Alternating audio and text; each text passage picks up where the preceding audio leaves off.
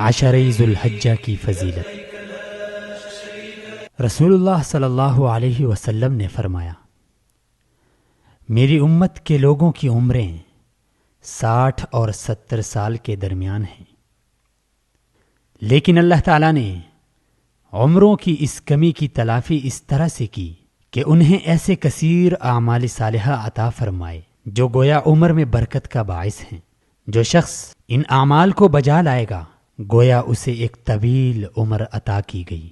ایسے نیک اعمال میں ذو الحجہ کے 10 دن کے اعمال بھی شامل ہیں، جن کے بارے اللہ رب العزت فرماتا ہے، والفجر وليال عشر، قسم ہے فجر کی اور 10 راتوں کی۔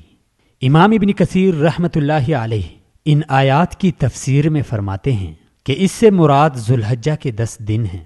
اسی طرح ارشاد خداوندی ہے، ويذكر اسم الله في أيام معلومات، اور ان مقررہ دنوں میں اللہ کا نام یاد کریں۔ سیدنا عبداللہ ابن عباس رضی اللہ تعالی عنہما فرماتے ہیں، ایام معلومات سے ذو الحجہ کے 10 دن مراد ہیں۔ حضرت عبداللہ ابن عباس رضی اللہ تعالی عنہ رسول اللہ صلی اللہ علیہ وسلم سے روایت کرتے ہیں کہ آپ صلی اللہ علیہ وسلم نے فرمایا، ذو الحجہ کے دنوں میں کیے گئے اعمال سے کوئی عمل افضل نہیں۔ صحابہ کرام رضوان اللہ علیہم اجمعین نے عرض کیا، جہاد بھی نہیں؟ آپ صلی اللہ علیہ وسلم نے فرمایا، جہاد بھی نہیں مگر وہ شخص جو اپنی جان اور مال لے کر اللہ کے راستے میں نکلا اور کسی چیز کے ساتھ واپس نہ لوٹا۔ حضرت عبداللہ ابن عمر رضی اللہ تعالی عنہما روایت کرتے ہیں کہ رسول اللہ صلی اللہ علیہ وسلم نے فرمایا، اللہ سبحانہ و تعالی کے نزدیک ان 10 دنوں سے زیادہ کوئی دن برتر نہیں، اور نہ ہی ان ایام میں کیے گئے اعمال سے کوئی عمل زیادہ پسندیدہ ہے۔ پس ان دنوں میں کثرت کے ساتھ اللہ کی تحلیل، کبریائی اور تعریف کرو۔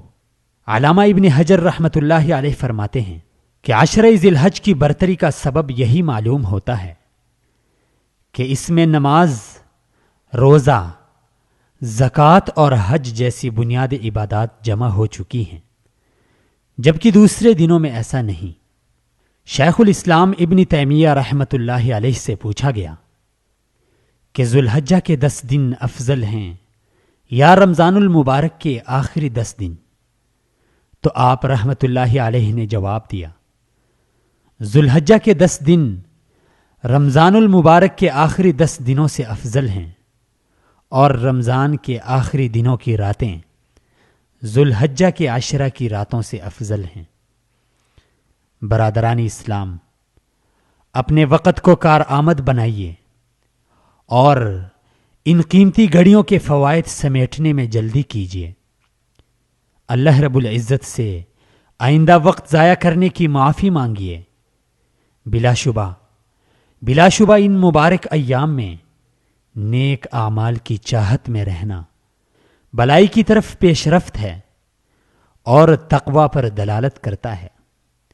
ارشاد باری تعالی ہے، ذلك ومن يعظم شعائر الله فإنها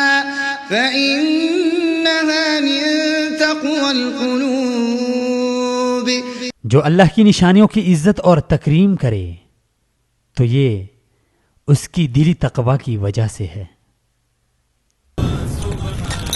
وصال اردو